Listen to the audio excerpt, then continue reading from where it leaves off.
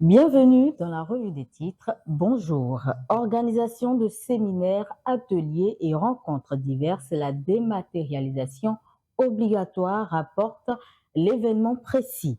Documents de travail, rapports et autres désormais interdits. Assemblée nationale, une délégation du Parlement de la CEDEAO chez Djogbeno. Tournée de prise en contact du nouveau président du CES Biochane, reçu par Talata Djogbino Sousa et Adossou. Le Bénin à la BRVM, une résilience stratégique dans un marché sous haute tension à la page 9 du quotidien. Armanata, ministre de l'enseignement maternel et primaire, notre mission est de renforcer les acquis et d'innover. 66 ans d'indépendance, le Bénin face au miroir de son histoire et aux exigences de l'avenir évoque la nouvelle tribune. Bénin, les premiers mots de Patrice Talon au Sénat, à la page 9 du journal. Bénin également, Afrexim Bank découvre les ambitions industrielles de la GDIZ.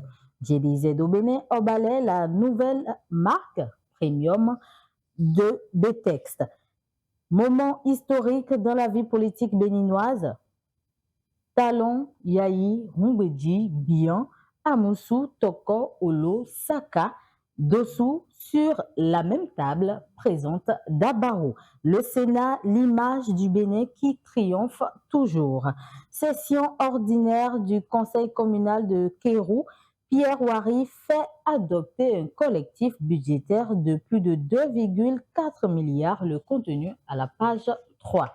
Installation de la première mandature du Sénat, la décrispation actée, s'exclame l'informateur. Emploi des jeunes, la ministre des PME fait le point à Parakou à la page 3. Vie institutionnelle au Bénin, tous les journaux en parlent.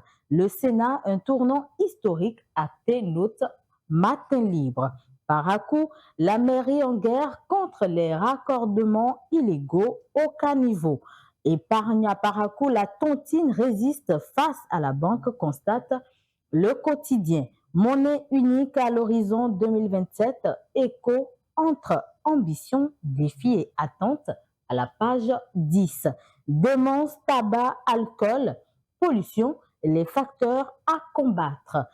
Fraude alimentaire au Bénin, faux emballage, vrai scandale, le trafic de riz reconditionné, démantelé, informe le potentiel. 2 commerçants grossistes arrêtés, 5 magasins fermés. Décentralisation, le maire Edgar Torreyon expose les priorités de commun au ministre Yahweh fait savoir lettre ouverte.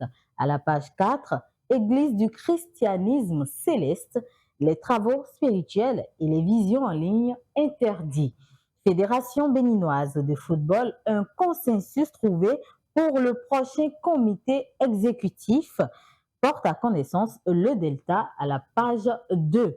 Enseignement, la rentrée scolaire fixée au 14 septembre. Sénat, le règlement intérieur adopté. Rendez-vous le 6 août. Installation du Sénat, les promesses de Talon à la page 5 du Béninois libéré. Décision NDCC 26-005 du 30 juillet 2026 sur le CES, la Cour valide la réforme et enterre l'autonomie du médiateur de la République. C'est tout pour les quelques unes utilisées pour cette revue. Merci de l'avoir suivi et restez connectés pour la suite des programmes sur Kadara TV.